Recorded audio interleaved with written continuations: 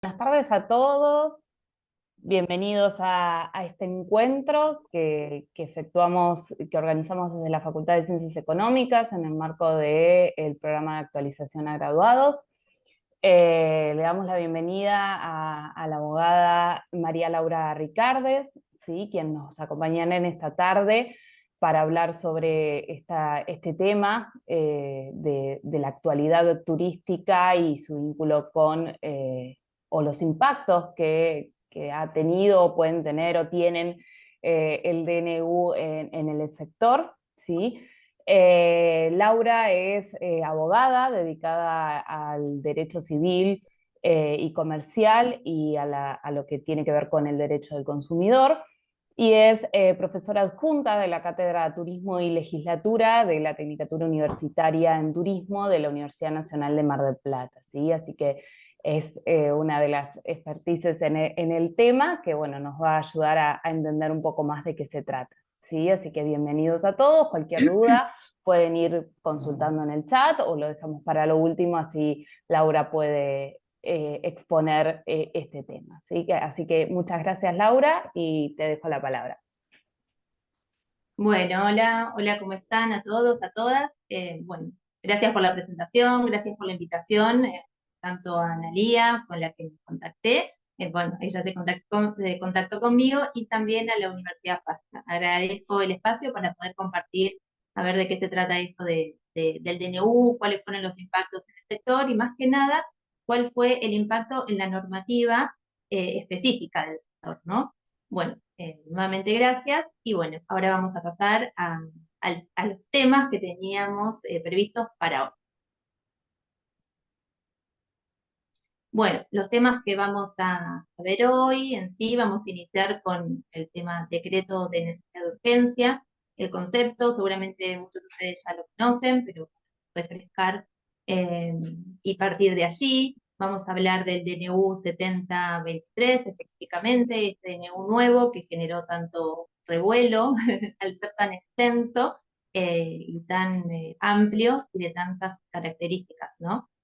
Vamos a hablar cómo impactó DNU en la normativa del sector turístico, por lo menos en lo que es la normativa específica, porque como les dije es un decreto bastante amplio, que sería bastante imposible abordarlo en un solo encuentro. Bueno, las principales implicancias que tuvo y que tiene en el sector, porque es un decreto bastante nuevo, es de diciembre del año pasado recién, y cuáles son las perspectivas actuales sobre estos nuevos escenarios que se nos presentan a todos nosotros, ¿no? Bueno, continuamos con la tercera filmina. Yo digo filmina, quedé como en el tiempo, ¿no?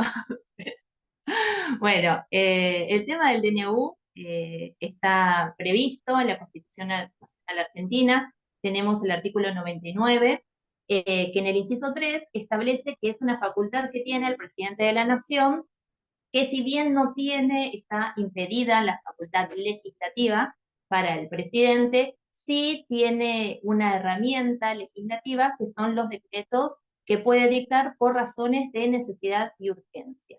Estos decretos tienen un campo de actuación específico, no puede tratarse sobre el régimen de partidos políticos, ni el régimen de materia penal, o tributaria, o electoral.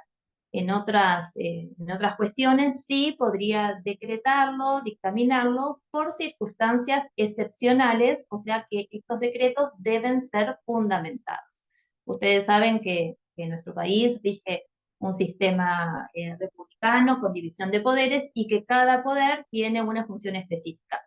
Si bien la función del presidente no es función específica de legislar, sí tiene una herramienta que está dada por la propia Constitución Nacional que permite, eh, en casos excepcionales y de urgencia, decretar este tipo de normas.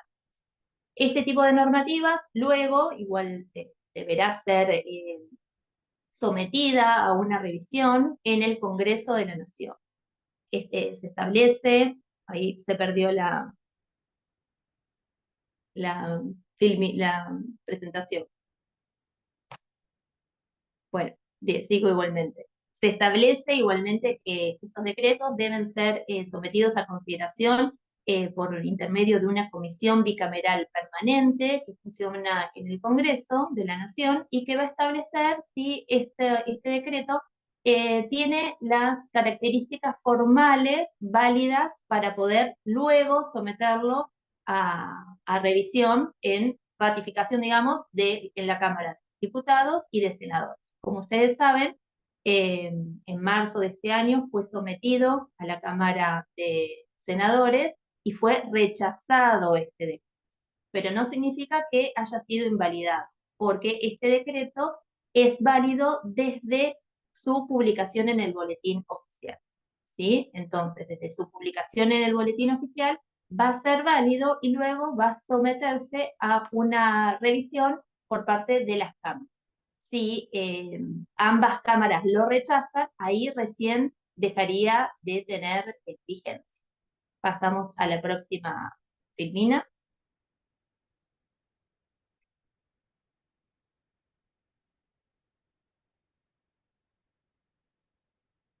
¿Se pasó? No, no se pasó.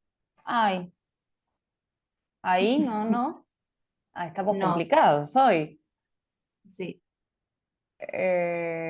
No, porque yo sí lo veo que se cambió. Párate que paro de compartir. Ah, ya está, ya sé por qué.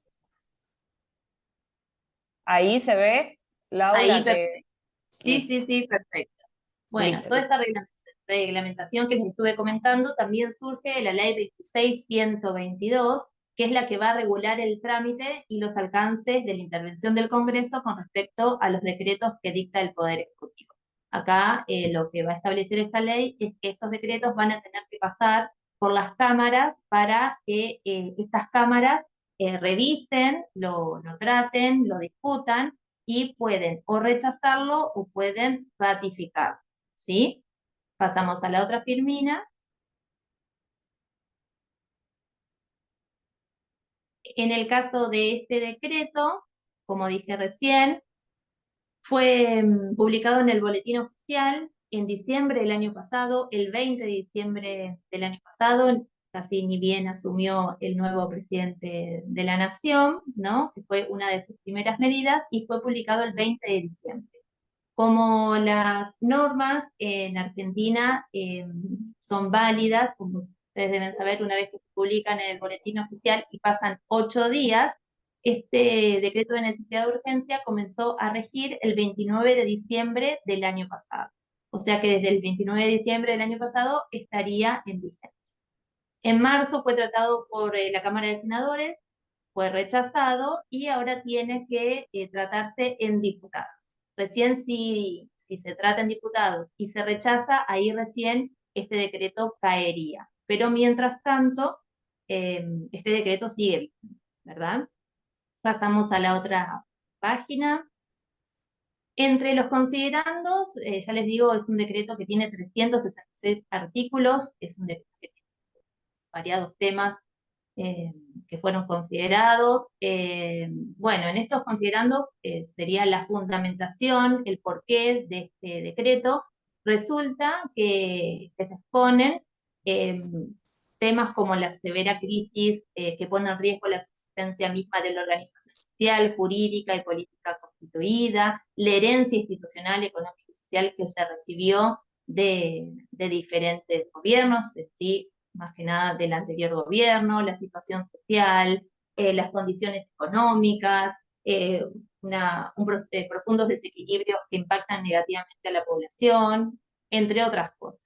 Y también se pone de manifiesto que muchas de estas crisis, de estos escenarios, fueron fruto de una severa política intervencionista en las relaciones, ¿no? Entonces, estos son algunos considerandos, algunos fundamentos en los cuales se sostuvo, ¿no? Este decreto de necesidad y urgencia. Pasamos a la otra filmina.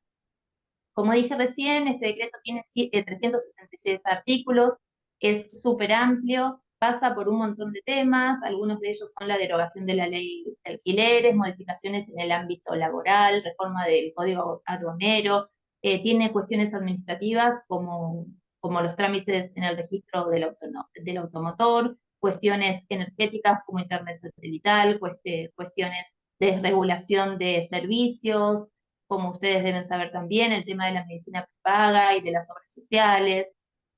Modifica la ley de sociedades con la incorporación de que los clubes de fútbol puedan convertirse en sociedades anónimas, deroga la ley de góndola, la ley de compra nacional. Bueno, la verdad que es súper amplio y tiene variadas aristas, ¿verdad? Pasamos a la otra. Este decreto llevó a que muchos particulares, muchos organismos, asociaciones de consumidores, sindicatos y demás, según la temática de interés, recurran a la justicia porque lo consideraban inconstitucional. Así que muchos de estos capítulos de este decreto fueron tachados de inconstitucional por diversos jueces, diversas cámaras. Al día de hoy, el capítulo que sería como la reforma en el ámbito laboral no estaría vigente, siempre hablando del DNU, ¿no? No mezclemos con el tema de la ley bases, que es otro tema. Entonces, todo el tema de la reforma dada por el DNU, con respecto... ¿Alguien dijo algo? No, no estaría vigente. También el tema de la ley de tierras, que derogaba el DNU. Bueno, hubo un fallo también que declaró de inconstitucional esta derogación de la ley de tierras. Eh, También se declaró inconstitucional el tema de las sociedades anónimas deportivas en el fútbol. Bueno, como ustedes saben, la medicina prepaga, se frenaron los aumentos, ahora tienen que devolver bueno, se decretó que sean cuotas, todos los aumentos, digamos, considerados indebidos, inconstitucionales y demás. Así que bueno, fue un decreto que trajo bastante en estos pocos meses que llevamos, ¿no? Desde diciembre hasta ahora, ocupó gran parte de las vías judiciales y también eh, de las tapas de los medios de comunicación y así también cómo se modificaron algunos aspectos de las relaciones en nuestra vida. Pasamos a la otra página. Entonces, con este marco que vimos aquí muy sucintamente, vamos a decir las principales modificaciones que tuvo este decreto en el sector turístico. Más que nada, yo pongo en relieve estos cuatro aspectos, como me parecieron, digamos, los más relevantes y específicos, ¿no? El tema de la modificación del Código Aeronáutico, la derogación de la Ley 20.356, que es del sistema de tiempo compartido, la derogación de la Ley 18.828, que habla de hotelería, y la derogación de la Ley 18.829, que regula o regulaba las agencias de...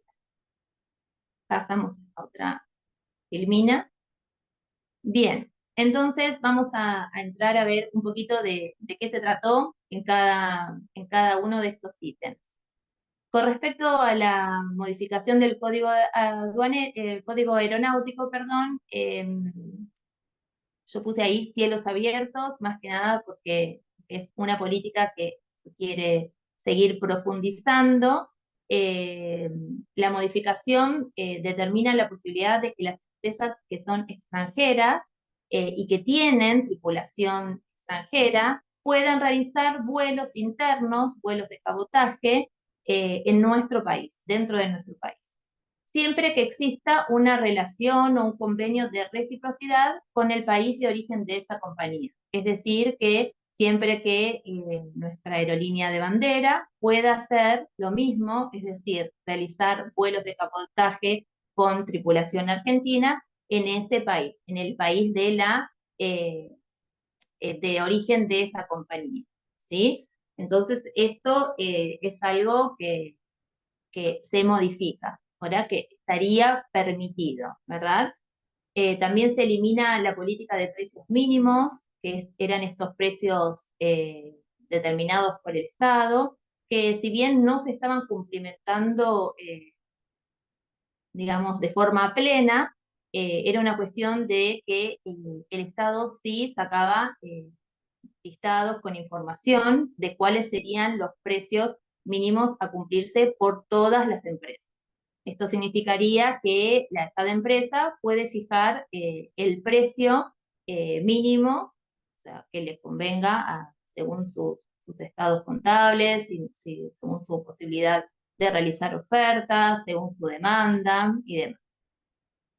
También deroga este decreto la ley aerocomercial, que es la 19.030, que es del año 71, es una ley bastante antigua, que determinaba la obligación de otorgar a aerolíneas argentinas como línea de bandera al menos el 50% de las rutas nacionales, de las rutas internas o también llamadas rutas de cabotaje.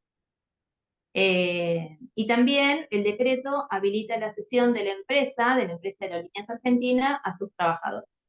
Esto acá puse actualidad, ver ley bases, porque en un principio también con la ley bases se quería, bueno, la idea era privatizarla. Parece ser que todavía no tenemos el texto definitivo de la ley porque, bueno, no ha sido publicado, pero en principio se había limitado, excluido el tema de la privatización a esta empresa de capital estatal. Pero en principio, esta habilitación de la cesión de la empresa a sus trabajadores seguiría vigente por medio del DNU, ¿no? Ya igualmente para determinarlo habría que, bueno, sería también una cuestión política, habría que determinar la ley y demás, ¿no? No es algo tan automático y fácil, pero en definitiva se encuentra presente en el DNU. Pasamos a la otra página. Acá les dejo establecido que, bueno, que en este año, en lo que va del 2024, en base a este DNU, que profundiza esta política de cielos abiertos, se realizaron diferentes acuerdos bilaterales con Canadá, Brasil, Chile, Perú, Ecuador y Uruguay para desregular las frecuencias y para que aerolíneas que son de origen de estos países puedan realizar vuelos internos en nuestro país y tendríamos reciprocidad para que Aerolíneas Argentinas pueda hacer lo mismo en estos países. Eh, en definitiva, esto sería como más, lo más importante, ¿sí? Después, acá les dejo también que en el 2015, en el 2019 se avanza con una desregulación. ¿Se acuerdan que funcionaba el aeropuerto del Palomar también? Bueno, la idea también era desregular vuelos y demás. Hoy en día permanece Flybondi y JetMar, que son competidoras minoritarias de Aerolíneas Argentinas. Otras empresas se fueron retirando luego de las devaluaciones del 18, del 19, y en el caso de la TAM, la pandemia terminó de golpearlas y también se retiraron. Así que, en definitiva, lo que les quiero dejar establecido es que estas políticas no son nuevas, sino que también hubo una cierta apertura en años anteriores, pero por cuestiones económicas, crisis, bueno, y el tema de la pandemia, esto no pudo profundizarse. Ahora parece ser que se está tratando bueno, de poner en valor otra vez el tema de estas políticas que puedan incluir mayor demanda, quizás mayores frecuencias y demás. Pasamos a la otra filmina. Bien, también, entonces, como decíamos, se derogó la ley 18.828, que es una ley que era bastante vieja, del año 70, que no había recibido modificaciones a lo largo de los años. Esta es la ley que regula el registro hotelero a nivel nacional, ¿sí? Esta ley determinaba que la Secretaría de Turismo de la Nación sería el órgano de aplicación de este sistema hotelero. Bueno, y lo que hacía es regular todo el sistema de alojamiento a nivel del país.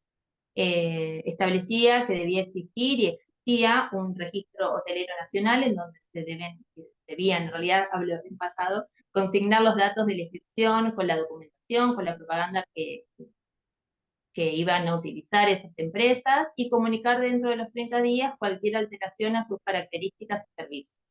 También establecía una serie de prohibiciones y sanciones en caso de incumplimiento. Hoy igualmente el tema de esta derogación no tiene demasiada implicancia. ¿Por qué? Porque cada provincia tiene jurisdicción sobre sus sistemas de alojamiento. Acá me había dicho Analía que ustedes son profesionales o estudiantes de diversas partes del país.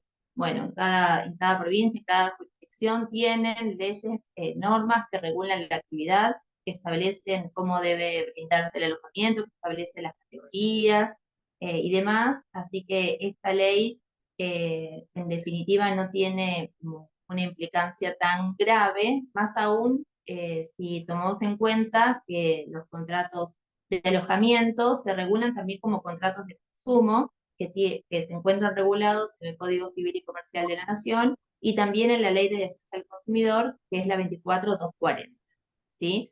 Así que en este caso los consumidores y los usuarios también estarían protegidos en el marco de estas normativas que son generales, pero que se aplican a la actividad. Pasamos a la próxima. El DNU también derogó el sistema, la ley de tiempo compartido, que es la 26356. Lo que hacía esta ley es regular el sistema turístico de tiempo compartido. Establecía también que la autoridad de aplicación era la Secretaría de Turismo de la Nación o la autoridad que la reemplace. Vieron que en el caso del turismo hemos tenido ministerios, secretarías, bueno, subsecretarías y demás. Bueno, en este caso, como la ley también es del 2008, en su momento era secretaría, pero bueno, cualquier autoridad que lo reemplace de ese rango. Esta ley determinaba que el tiempo compartido se regía por esta normativa específica que implicaba un registro de prestadores y establecimientos vacacionales afectados a sistemas turísticos de tiempo compartido. Establecían cuáles eran los requisitos, cuáles eran las características, cuáles eran los deberes para la comercialización y para la publicidad de este sistema. También establecía que había un sistema nacional de arbitraje de consumo, que era el organismo específico para la resolución de conflictos. Y también determinaba una serie de sanciones en caso de incumplimiento de la norma.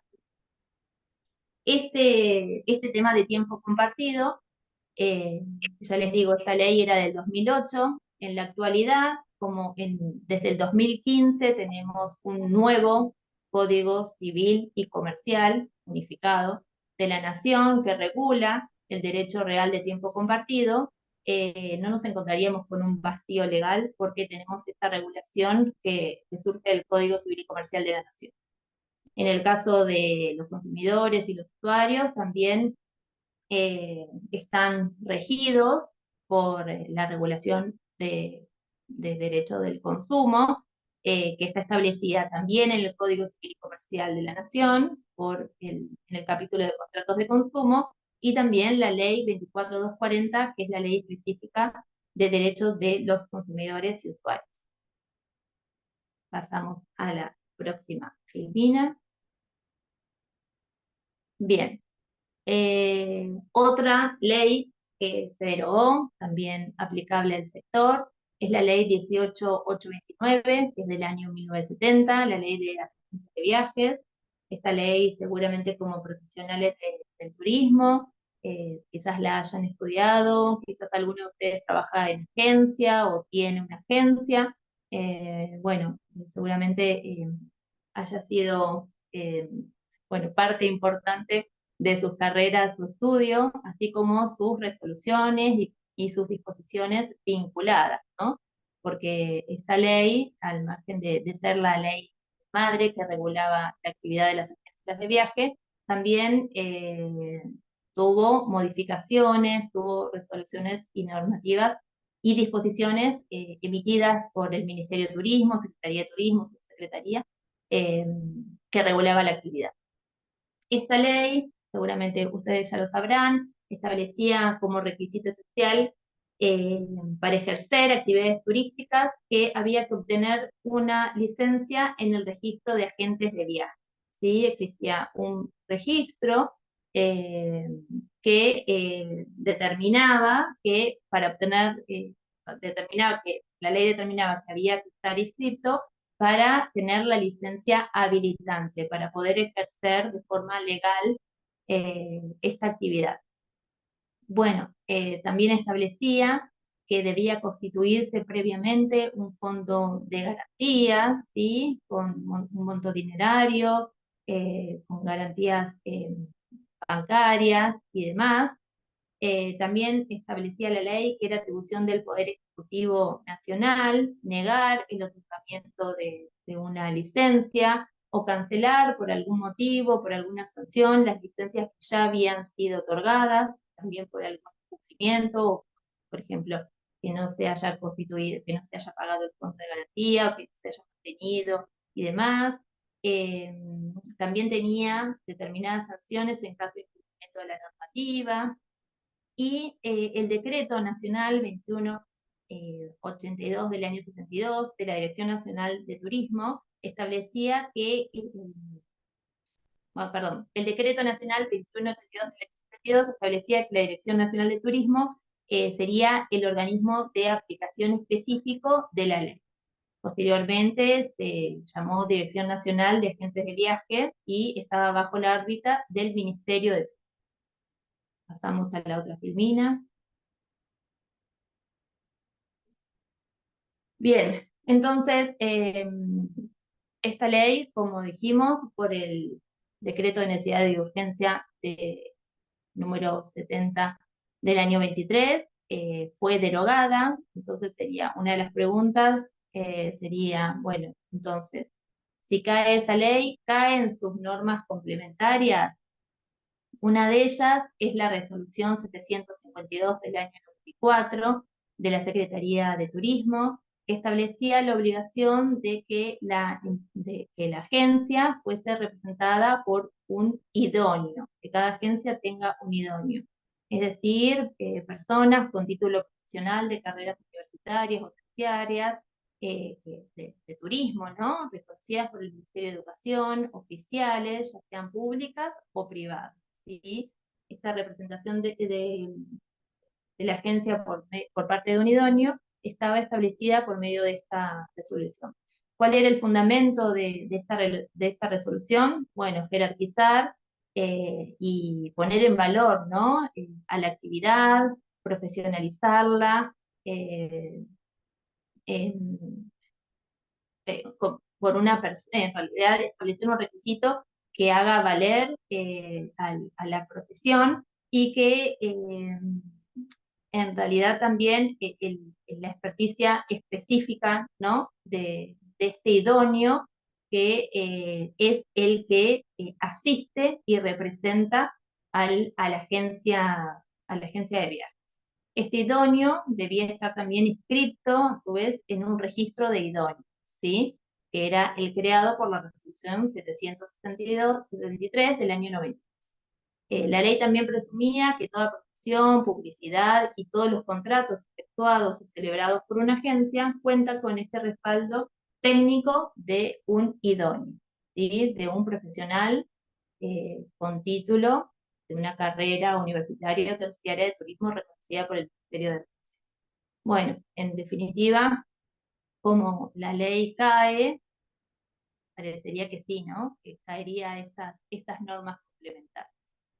Otra de las normas importantes, sí, pasemos, es la resolución 366 del año 22, determinada por el Ministerio de Turismo, que establecía el régimen de habilitación de local virtual, que era determinado para agencias de viajes y que se sumaba al local físico. Este local virtual, normado por esta resolución, establecían ciertos requisitos que debían tener estos locales virtuales, que debía tener atención al público de forma permanente, funcionar obligatoriamente en una web de dominio .tour.ar, habilitar la opción de este local ante la Dirección Nacional de Viajes, que es el organismo de aplicación, que debía exhibir en un lugar visible, la habilitación, la razón social, el número de legajo. También debía incluir un enlace directo a la plataforma de trámites a distancias, ¿sí? que, que es un ámbito a nivel nacional, que funciona en mi Argentina, ¿no?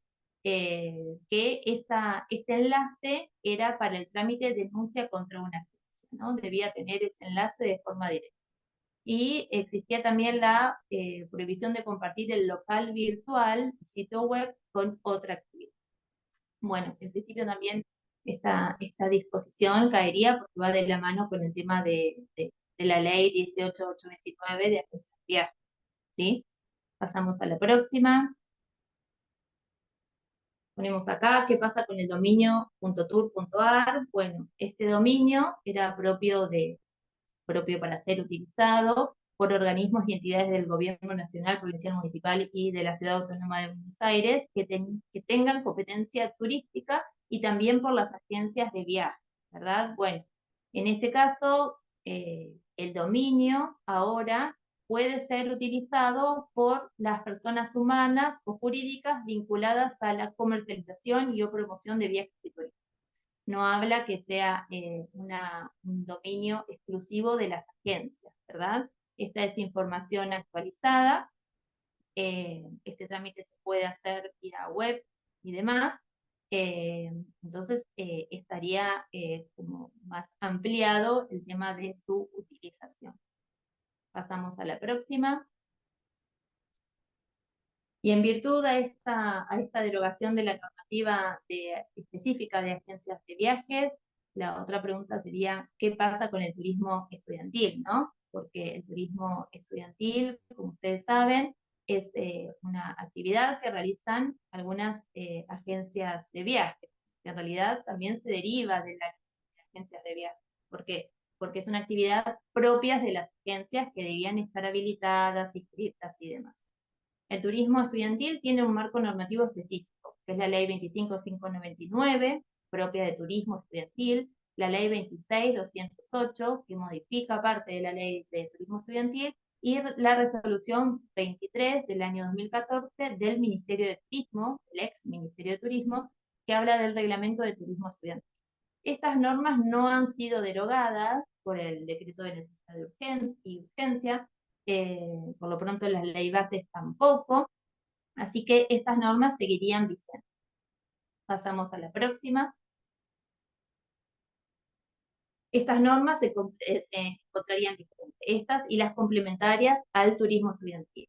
Establecen estas normas que la actividad debe desarrollarse por agencias de viajes turísticos y contar con un certificado nacional de autorización para agencias de turismo estudiantil. Esta información fue dada por la Dirección Nacional de Agencias de Viajes, que ahora depende de la Subsecretaría de Desarrollo Estratégico. Aquí les dejo la casilla de correo y el sitio web también para que ustedes puedan informarse y demás, pero en principio las agencias de viajes deben pedir una autorización especial para realizar esta actividad de turismo estudiantil, ya sea viajes egresados o viajes de estudios, y para obtener el Certificado Nacional de Autorización para Agencias de Turismo Estudiantil. Pasamos a la otra página. Debemos decir que se generan inconsistencias, ¿no? Al estar derogada la ley de agencias de viajes, se generan inconsistencias. ¿Por qué? Porque la solicitud de este certificado específico para realizar estas actividades de turismo estudiantil deben realizarlos aquellas agencias que hayan obtenido la licencia habilitante, después de 5 años de transcurridos la licencia de haber transcurrido, de haber sido otorgada la licencia habilitante. Entonces, si ya no tenemos la obligación como agencia de inscribirnos en ese registro, aquí hay como un desfasaje porque no tenemos un registro público, por lo menos, como para un registro oficial para contar estos 5 años, ¿no? Que en definitiva ahora la actividad parece mucho más desregulada. Pasamos a la próxima. Sin embargo, va a existir un marco específico para la aplicación de esta normativa de turismo estudiantil.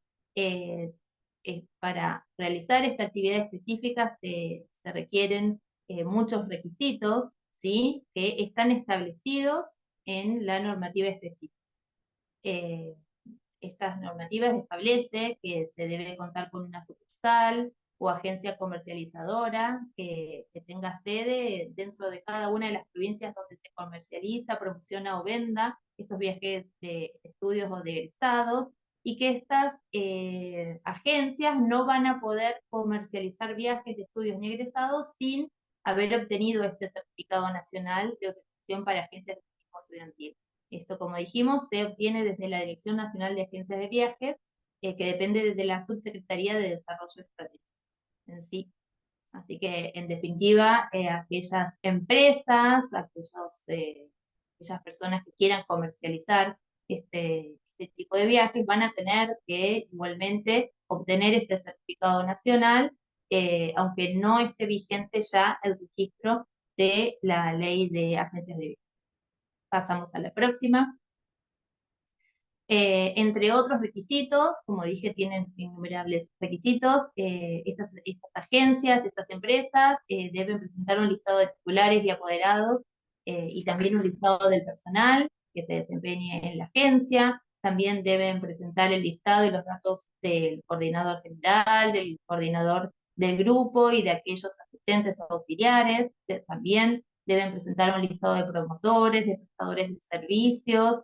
Deben también presentar esta elección, el paquete que he ofrecido, el modelo de contrato, que es un contrato en sí que está determinado por la ley, ¿sí? Está aprobado a nivel legal, y también deben determinar la modalidad comercial. No olvidemos que también es importante el tema de la póliza de responsabilidad civil, y también se debe indicar por medio de qué páginas de Internet se utilizan para promocionar, comercializar, vender o ofrecer este tipo de productos. ¿Tá?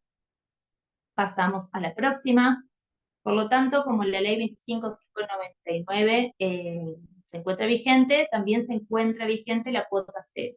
Esta cuota cero que aportan aquellos representantes de los viajeros y sus menores, ¿no? Y que van a parar al Fondo de Turismo Estudiantil, que es un fideicomiso, que si bien la ley establece que este fideicomiso se encontraría en el Banco Nación, en la actualidad actúa Vice Fideicomisos S.A. Entonces, esto constituye un fondo de garantía que se suscribe entre el fiduciario, que sería en la actualidad Vice Fideicomisos, y cada una de las agencias organizadoras de turismo estudiantil, con estas cuotas cero que pagan los consumidores y usuarios. Adelante. La otra filmina, por favor. Bien, algunas derivaciones legales que tuvo este decreto de necesidad y urgencia, como vimos hace un ratito, fueron varias, pero específicamente en el sector, la Federación Argentina de Asociaciones y Empresas de Viajes de Turismo eh, realizó una demanda y pidió a la justicia que se declare inconstitucional este DNU, ¿sí? La federación es un grupo que acoge a diferentes cámaras y asociaciones del país de empresas de viajes y turismo, ¿sí?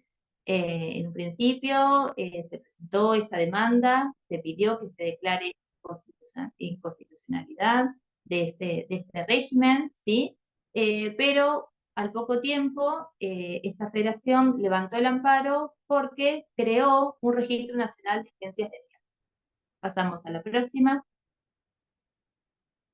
Entonces, esta federación estuvo en diálogo con la Subsecretaría de Turismo de la Nación y se estableció la creación de este registro, un registro nacional de agencias de viajes. Los objetivos principales de este registro es llevar un registro de agencias de viajes que sea unificado, es decir, que se presente de forma nacional, ¿sí?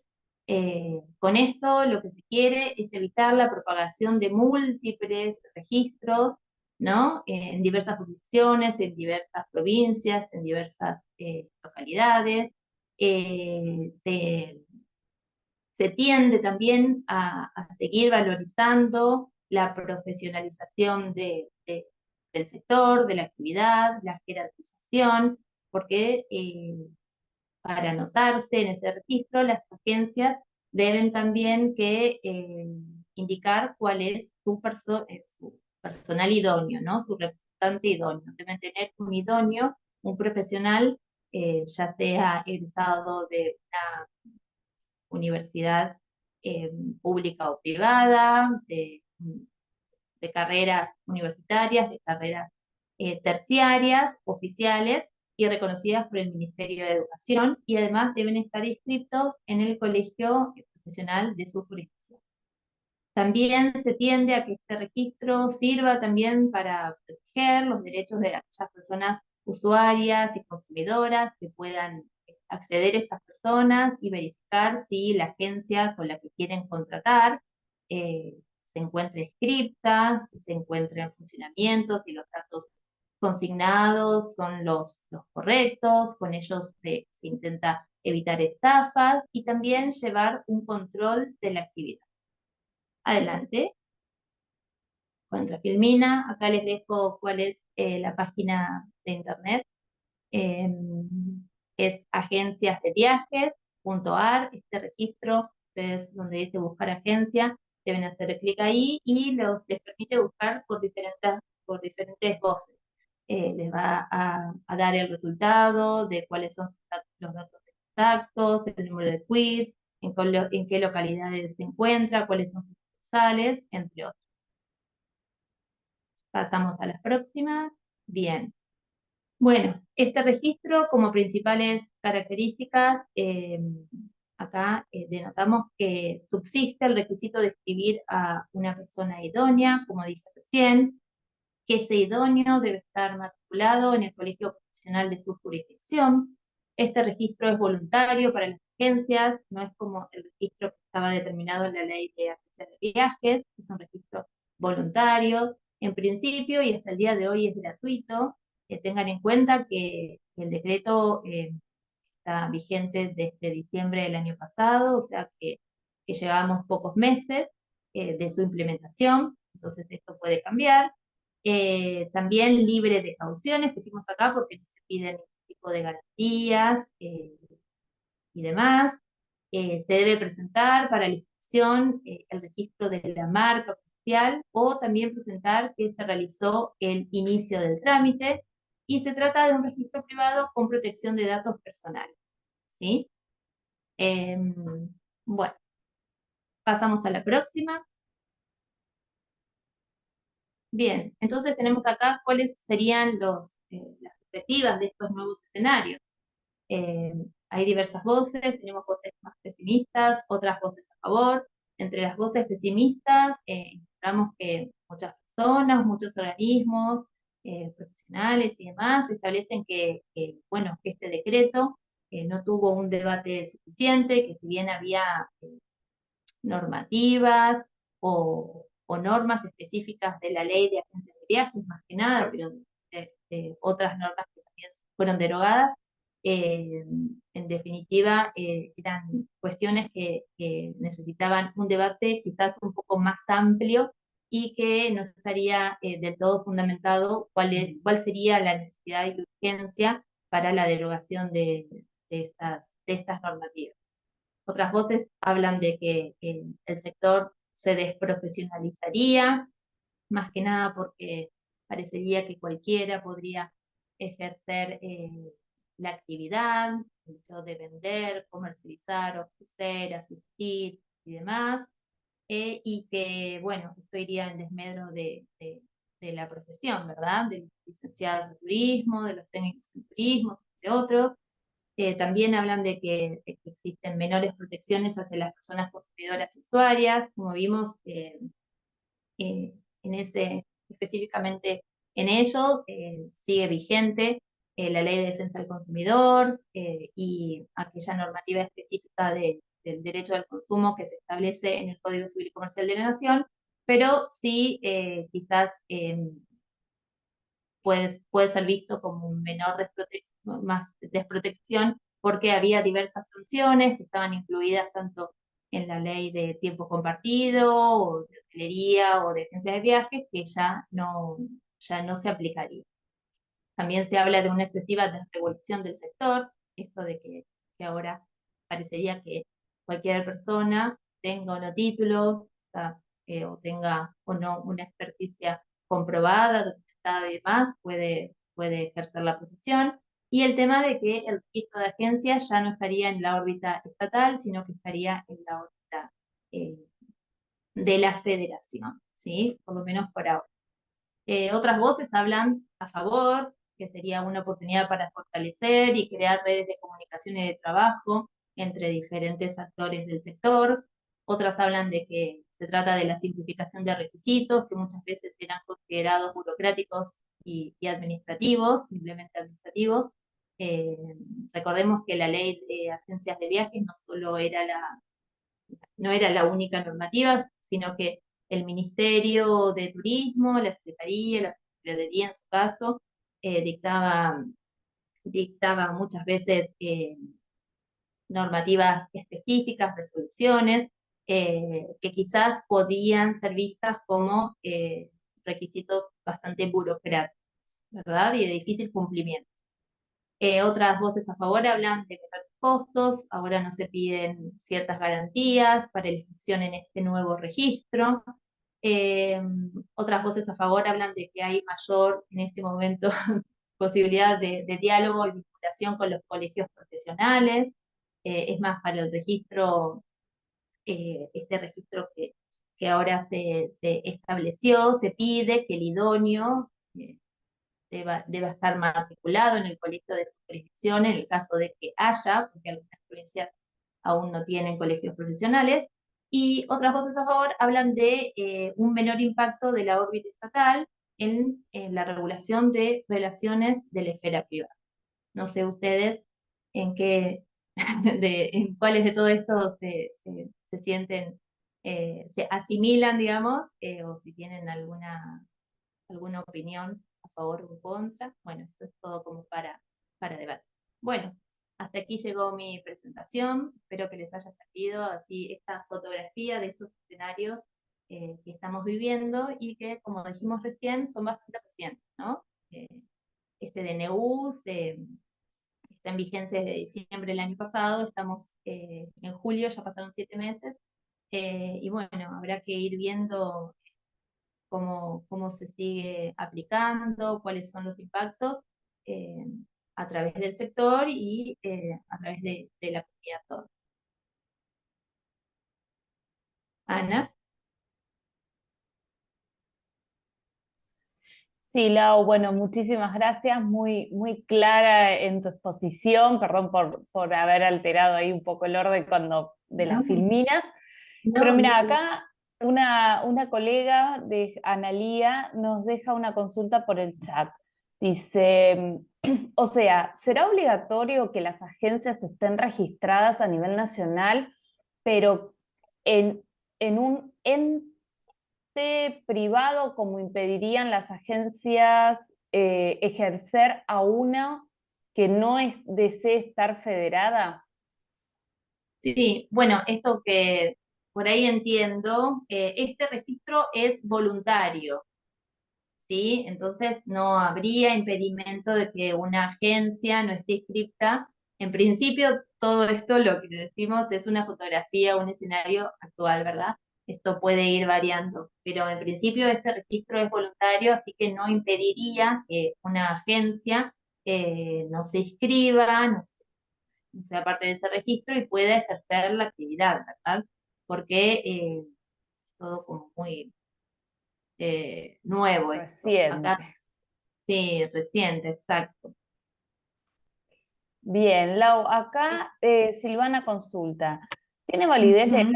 el registro de la federación al no existir normativa legal que lo avale? En el ente de Mendoza Turismo, del gobierno de la provincia de Mendoza, me informan que ellos no lo toman como válido. Claro, sí, bueno, esto que decimos, ¿no? Es voluntario, todavía no hay una resolución Por lo que se ve y lo decretado en el decreto de necesidad de urgencia, la idea es que no exista la intervención del Estado en esta regulación excesiva, ¿verdad? Entonces, el registro ya no está más en manos del Estado como registro nacional. Lo que hizo el Estado es hacer, digamos, un acuerdo, en sí la subsecretaría hace un acuerdo con la Federación y le pasa la base de datos, ¿sí? Pero no es que lo constituye como un registro oficial, por lo menos por ahora. Por eso quizás esto que decía, esto de que todavía no lo toman por válido, porque en sí todavía o sea, todavía digo, pero puede ser que nunca lo sea, ¿no? Habrá que verlo. Pero en principio no es un registro oficial. Claro, acá lo que nos comenta Silvana es que justamente en Mendoza no hay colegio profesional, o sea, no hay posibilidad de inscripción de un nuevo idóneo. ¿Sí? Acaban surgiendo estas particularidades, ¿no? De cada provincia. Exacto. En el caso de que en esa jurisdicción no exista colegio, no sería de aplicación el requisito. Solamente Bien. si hay colegio, pero sabemos que en algunas provincias todavía no está constituido, en algunas están en vías de constituirse, pero sé que el requisito de colegiación también se dio por estos nuevos diálogos que se crearon a partir de la sanción de este decreto, ¿no? Bien, a estas dudas se suma José de la provincia de Salta que nos dice, yo soy idóneo de una agencia de viajes. Según esta normativa, ¿ya no lo sería? En el caso de Salta no tenemos colegio de turismo. Claro, no, sí, vos lo vas a seguir siendo. Lo que hace el Estado, en realidad el Estado nacional, es no pedirlo como requisito, ¿sí? Pero sí, vos vas a seguir siéndolo porque sí, no sé cómo será tu tema contractual y demás, pero no es que a vos te deshabilitan y demás. Hay que ver cómo esto va a seguir evolucionando y demás, porque en principio ahora no sería necesario como requisito obligatorio que una agencia tenga un idóneo por el tema de que ya no estaría más en vigencia la ley. En sí es un escenario también a debatir, pero en principio, eh, por ahora todo seguiría igual. El tema es que ya no lo piden como requisito para otorgar la licencia a las agencias, ¿verdad? Para inscribirlas en el registro de agencias de viajes a nivel nacional. Bien. Florencia dice, buenas tardes, disculpen, pero no entiendo por qué plantean que significaría una desprofesionalización en el ámbito de agencias. Ujú. Y en Bueno, realidad por esto de que ya no estaría como requisito específico el tema de que cada agencia tenga un profesional idóneo. Entonces, en realidad es esto, que como no existe tampoco como requisito el tema de la inscripción en el Registro Nacional de Agencias, parecería que la actividad se abriría a personas, o sea, estamos hablando como de potenciales porque, ya les digo, ¿no? Es todo como muy nuevo, pero que una persona que no sea profesional pueda realizar estas actividades, ¿no? Que en definitiva todo lo que había sido construido hasta ahora iba en pos a la profesionalización del sector, ¿no? A seguir especializándose, a seguir eh, capacitándose y demás. No implica que no, o sea, esa es una mirada que puede tener. Por eso acá ponemos voces más pesimistas, voces a favor. Son miradas que se tienen según la perspectiva de cada sector, ¿no? De cada uno. exacto. Acá Lucía también nos deja una pregunta. Dice, en caso de Ujú. estafas con alguna agencia no registrada, ¿cómo se procede? Y al estar registrada la agencia, ¿cambia el procedimiento? En realidad es esto también, ¿no? Entre los fundamentos y estas nuevas políticas que se están implementando, uno de los fundamentos era ese, que en realidad muchas cuestiones que estaban en la ley de agencias también estaban cubiertas desde otros lugares, desde otras leyes. En el caso de que un consumidor, un usuario tenga algún problema o sufra algún daño o un incumplimiento, siempre va a tener la vía, ya sea en los lugares donde existan secretarías o dependencias de defensa del consumidor, poder hacer el reclamo por ese medio. También existe la posibilidad de hacer una denuncia por trámites a distancia, que sigue estando, o bueno, por vía legal también, ¿no? Realizar un juicio y demás. Así que en ese caso, hasta el momento como que el consumidor no se sentiría desde ese lugar como menoscabado su derecho. Si una agencia si una agencia no está habilitada, si el tema de la habilitación de la agencia era el tema también de las garantías que se les pedía a las agencias, ¿no? Tenían que tener un fondo de garantía ante determinadas cuestiones, que puede ser un concurso, una quiebra o algún caso de incumplimiento. Bueno, estas garantías ahora no serían pedidas y la agencia debería responder con el patrimonio que tenga al momento de que o la sentencia se ejecute o que el reclamo se haga lugar, ¿verdad? En definitiva, es eso, que no existirían esas garantías que serían como depósitos o monetarios o en acciones o algún tipo de garantía bancaria y demás. Bien, perfecto. Bueno, acá Lucía agrega, pero ya no Ujú. existiría registro de agencia, solo el de la federación y que ahora es voluntario. Exacto, sí. La idea que también tiene la federación es que en algún momento, bueno, como eh, que pueda llegar a ser obligatorio, ¿no? Este registro, pero por ahora es voluntario y bueno, esto tendrá que verse si llega a como evolucionar o no su pedido, ¿verdad? Pero en principio sí es voluntario.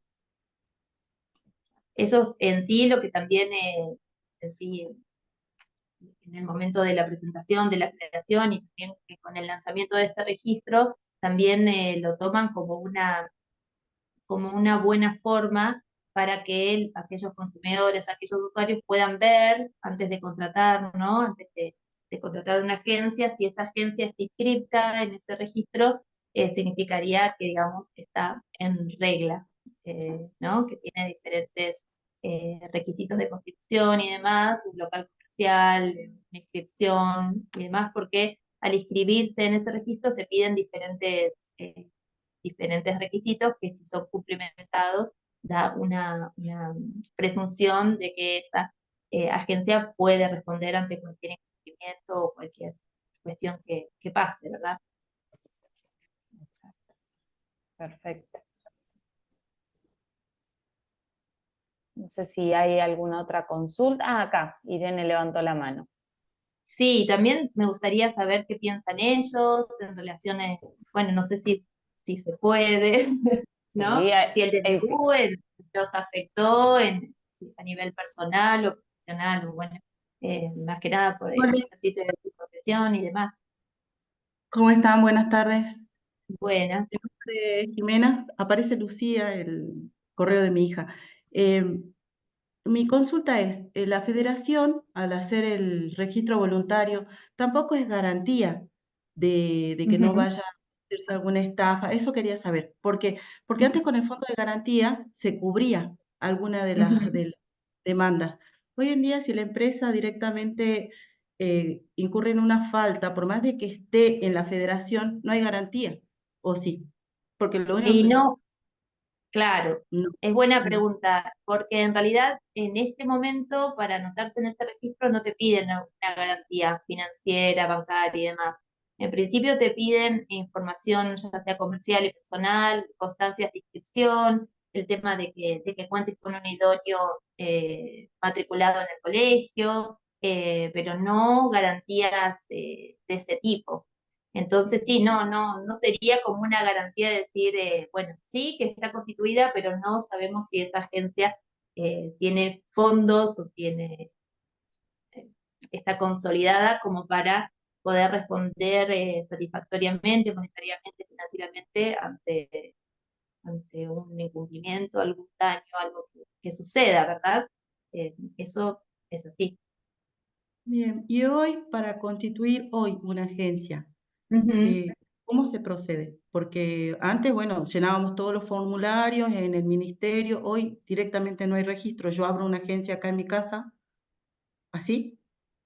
Y en principio, vieron que yo les dejé ahí todo como para que puedan consultar en la dirección y demás, pero no existirían los requisitos dados por la Ley Nacional de Agencias de Viaje. Entonces, eso no estaría, eh, digamos, vigente. Sí, para si uno quiere ejercer comercialmente, vamos a tener que, obviamente, ¿no? Bueno, estar inscriptos, tema FIP, si tenemos un local comercial, la habilitación, bueno, todos estos temas que son administrativos, financieros y demás, pero no tenemos una regulación a nivel agencias de viajes a nivel nacional. Quizás en algunas de sus jurisdicciones, algunas de sus provincias tengan alguna ley determinada, una normativa específica que pueda ser aplicable, pero no lo tenemos a nivel nacional. Por eso hablamos de que es una desregularización del sector, esto que decimos entre comillas que cualquiera podría vender, cualquiera podría hacer este tipo de actividad, ¿verdad? Perfecto. La mayoría de las provincias no tienen una ley provincial de agencia de viajes. Nos manejábamos con la ley nacional. O sea que hoy Exacto, para abrir una agencia, por ejemplo, en Pumamarca, soy de Jujuy, y sí. estábamos en el trámite, no nos hace falta nada. En principio no, yo te diría, o sea, nada específico que sí te pedían antes con la ley Claro, anterior. En este todo lo que es caso ya esa comercial, ley sí. está derogada, exacto, está derogada. Entonces, igualmente, obviamente, podés consultar, ¿no? La Dirección de Agencias de Viajes porque sigue ese organismo vigente, ahí yo pasé el contacto, pero no te van a pedir los requisitos que eran bastante numerosos que se desprendían de la ley de agencias de viajes. Muchas gracias. Perdón, No, de nada. yo quería contar mi experiencia, no sé si se escucha. Irene, ¿Escucha bien? Sí, sí, perfecto. sí. Ah, yo habilité una agencia hace poco menos de 2 meses y quizás mi experiencia les sirve a alguno. Yo soy de Entre Ríos. Acá surgían como varias inconsistencias en el sentido de que la Asociación de Agencias de Viaje de Entre Ríos y Santa Fe acá funcionan fusionadas. Ellos nos decían que no era necesario, porque estaba en vigencia el DNU, entonces era como nada necesario, en teoría no necesitábamos habilitar porque no era obligación, pero nosotros igualmente queríamos habilitarla, eh, y nos metimos en todo el mundo este del Registro Nacional de Agencias de Viajes, y para nosotros era eh, como casi imposible de interpretar porque no sabíamos. Había que cumplir con lo que decía la ley, si la ley había quedado derogada, era esto como, che, sigue perteneciendo al Estado, ¿qué onda con eso? Porque, sin embargo, para el momento de inscribirnos nos pedían varios requisitos como ciertas actividades en AFIP, o sea, de ciertas categorías, nos pedían el idóneo, que bueno, para eso en nuestro caso yo soy la idónea de la agencia, eh, y si bien en teoría la ley no está en vigencia, para habilitarla tenés que tener sí o sí el idóneo. Y el idóneo tiene que estar esto, lo que le pasa a muchos compañeros que veo en el chat, que tenés que estar sí o sí matriculado en tu provincia. Y hay provincias esto que no tienen colegio, nosotros por suerte en Entre Ríos lo tenemos, es bastante nuevo, pero bueno, de paso aprovecho para decirle a los colegas y compañeros que luchen por tener un colegio que los represente, porque es en este caso como súper importante. Pero esto, como que nos pasaba que desde la Federación Provincial de Agencias de Viaje nos decían, che, no necesitan nada, y a su vez, para inscribirnos en el registro, che, sí necesitan todo esto. Por ejemplo, lo de la página digital lo teníamos que tener, lo del espacio físico lo teníamos que tener, pero yo en comparativa con la ley veía, por ejemplo, por dar un ejemplo al aire, antes la ley, por ejemplo, vos tenías el espacio físico al público tenía que tener vidriera a la calle, como especificaciones muy técnicas, un baño, y acá no, acá solo te piden dirección, inchequeable, obviamente que nosotros tenemos como todo en regla y todo legal, pero esto, como que tiene esos pequeños grises que sí, yo puedo poner la dirección de mi casa y nadie se entera, digamos, como a comprobar por quién sabe quién. Pero la realidad, o por lo menos lo que yo hablaba en su momento con mi socia, es que mañana este DNU se cae y vos operás de manera ilegal. Como que siempre conviene, me parece a mí desde mi punto de vista, estar registrado ante cualquier cosa. Lo que sí no sé es qué pasaría si mañana el DNU se cae y nosotros no tenemos todo el sinfín de requisitos más finitos que están especificados en la ley. Exacto, sí. Bueno, estos pedidos que vos decías, esto de AFIP, acá el registro de la federación te pide que estés inscrito en el rubro 791100, servicios minoristas de agencia de viajes, servicio mayorista de agencia de viajes.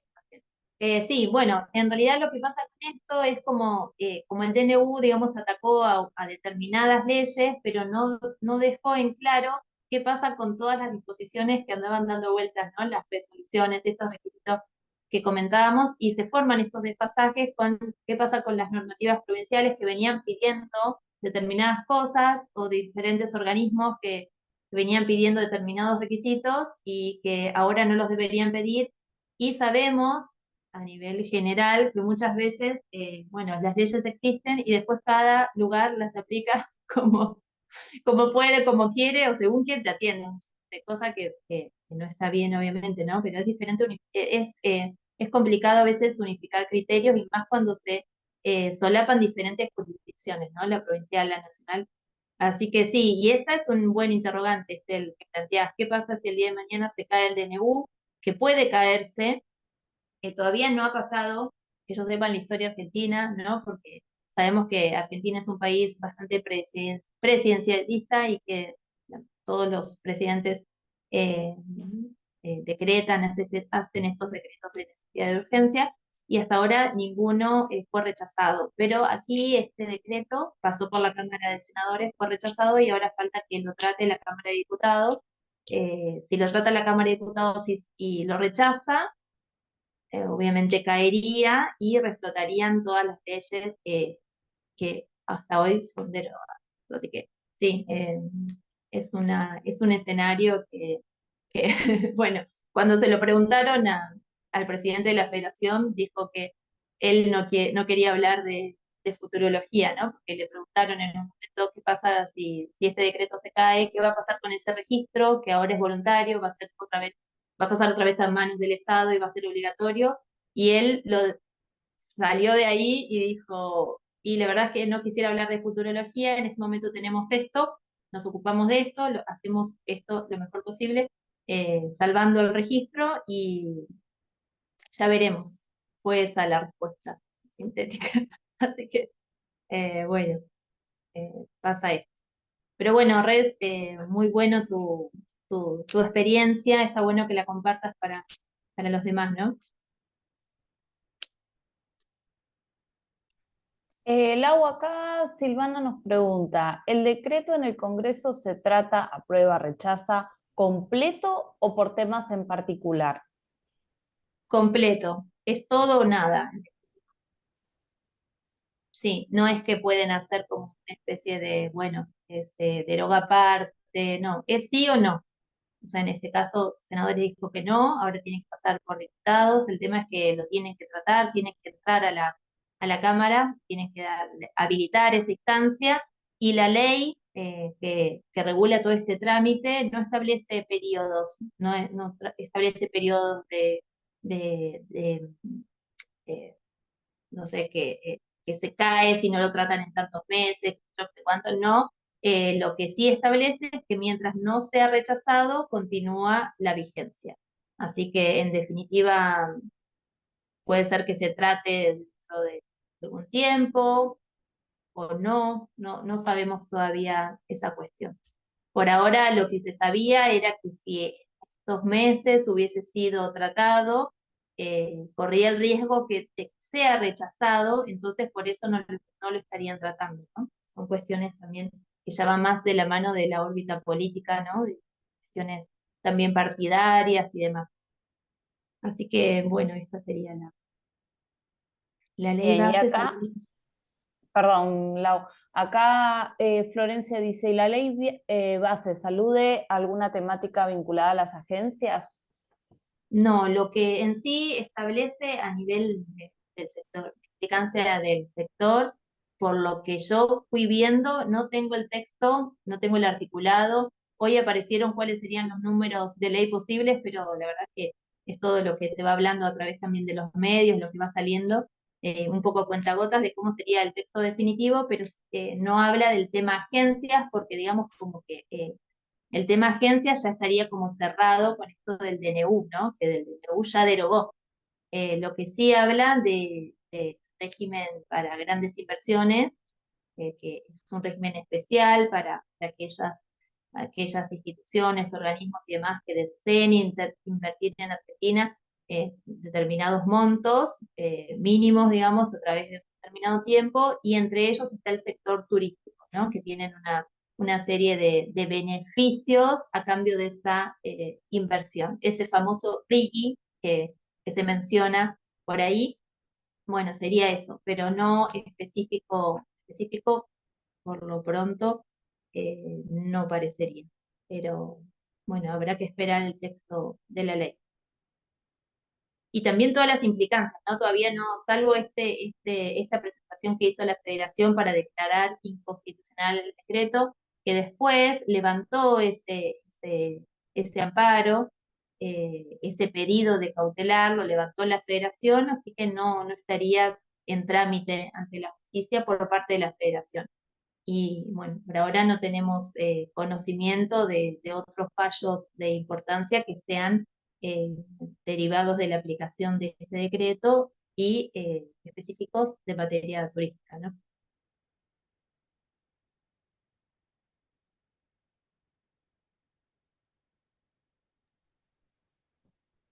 No sé si alguien quiere comentar algo más respecto a esta situación, como hizo Irene con su experiencia, o si tienen alguna consulta más, aprovechando que Laura está por acá. Sí, Analía, no sé si querés escribirnos por chat o querés habilitar el micrófono.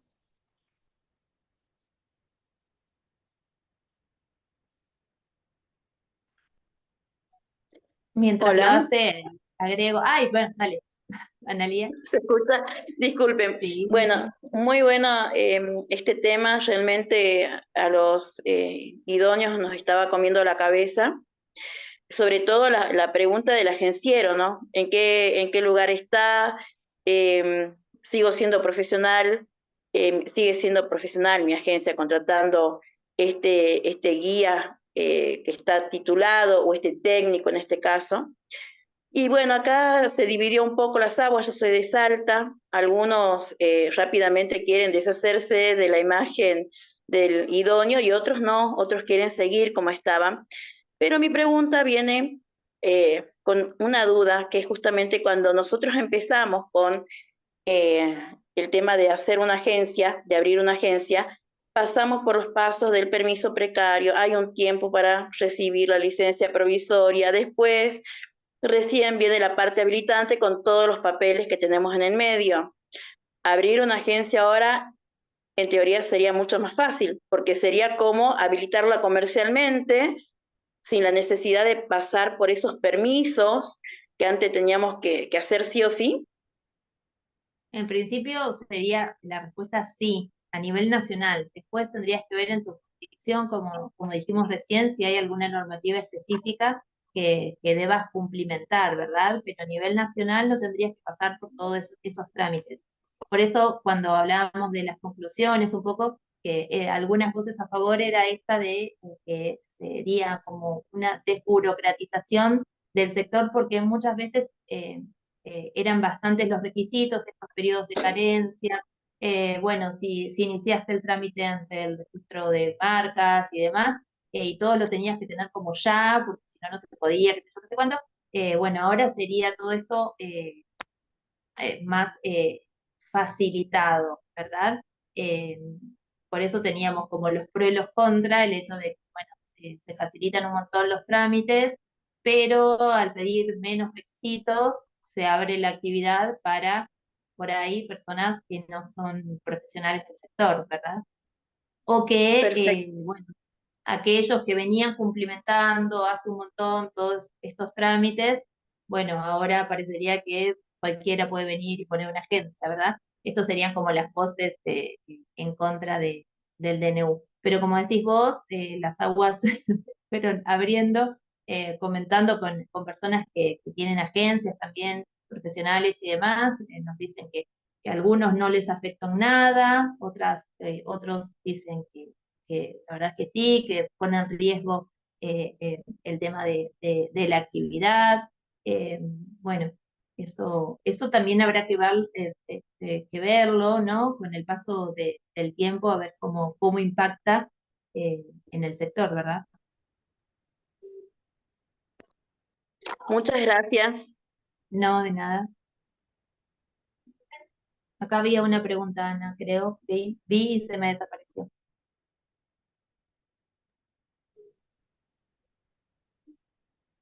Acá, claro, competencia desleal acá, Florencia. Claro, por ahí sí, también esto desde la federación, cuando presentaron el amparo, uno de los fundamentos era esto, ¿no? De la competencia desleal que podía darse en sí en el caso de que haya agencias que vienen hace mucho tiempo, que están constituidas, o que hace poco, pero que vienen cumplimentando todos los requisitos, las garantías, las presentaciones y demás, y parece ser que ahora sería un trámite más simple, pero sí, ellos también arguían ese fundamento de que podía darse casos de competencia desleal. Hasta ahí leí, pero no leí otra, no pude leer acá. Lina habla, preside el Colegio de Profesionales de Entre Ríos y desde los colegios existentes estamos unidos para defender la profesión. Por eso insistimos ante la Federación para que deje de llamar idóneo y se sustituya el término por profesional técnico. Y exigimos se exija la matriculación en los colegios para fortalecer la profesión. Conseguimos tener 2 representantes en los colegios dentro de la mesa administrativa del registro que están continuamente llevando la voz del profesional del turismo. Bien, sí, sí, yo tuve la posibilidad de hablar también con Amancay Romero Truco, que es la presidenta del colegio de la provincia de Buenos Aires, y nos dice también que también a partir de todo este tema del DNU y demás, también están con mayor diálogo y tienen mayor vinculación con la federación y que habían logrado esto que mencionás, así que está bueno también eh, que lo menciones, ¿no? Que lo pongas de manifiesto. Acá Florencia pregunta por qué dieron marcha atrás con el amparo. Sí, según lo que se manifestó, dieron marcha atrás con el amparo porque lograron que la Subsecretaría de Turismo pueda hacer, digamos, una transmisión de esa base de datos que tenía, ¿no? Del Registro Nacional, que se las pasara. Entonces, al ellos también ser autorizados a tener un registro, dijeron, bueno, nos quedamos con el registro, no continuamos con el amparo porque lo que nosotros queremos es que la profesión, desde o sea, de las agencias en realidad, tengan una regulación, tengan un régimen.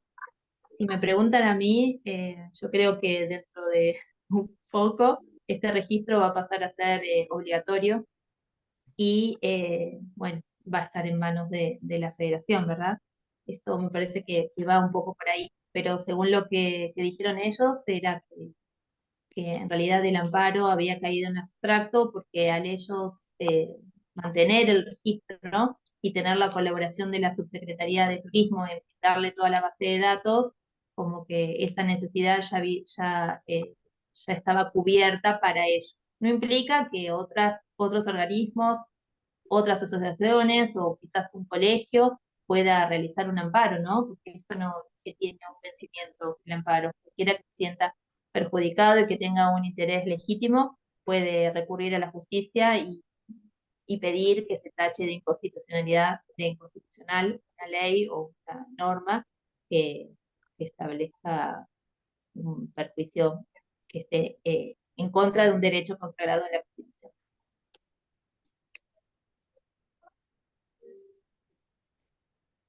Acá Lucía pregunta si la federación tiene poder de sanción, esto en el caso de que el registro fuera obligatorio. Y habría que ver en el caso que esto se constituya así. En principio el registro es voluntario, no hay una normativa específica también que lo regule, son normativas internas de la federación. Entonces, si sos parte de la federación, sí vas a estar regulada por las normas internas de esa federación. Entonces habría que ver en ese caso, pero no tiene una sanción a nivel, digamos, nacional, por una ley nacional, porque esto todavía no está constituido como un registro obligatorio, no está enmarcado en una ley o en una norma a nivel nacional. Así que en principio no, pero si vos sos parte de la federación, sí te regís por las normas internas de la organización, ¿verdad?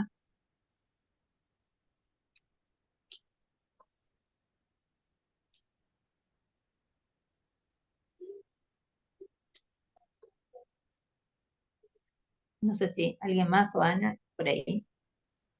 No sé, Analía, que habilitó el micrófono, si tenía alguna duda. No me di cuenta que lo había habilitado. Ah, creo que Bien. Analía había dicho esto, ¿no? Creo que fuiste vos, Analía, no sé si no. En el chat estaba esto de que deje de llamarlo idóneo. Coincido Exacto. totalmente. Coincido totalmente, profesional en turismo, licenciado técnico, bueno, sea de su profesión, pero idóneo también es algo súper anacrónico y no, tampoco estoy de acuerdo. Pero, bueno, ojalá que en algún momento se sustituya, ¿verdad? Exacto.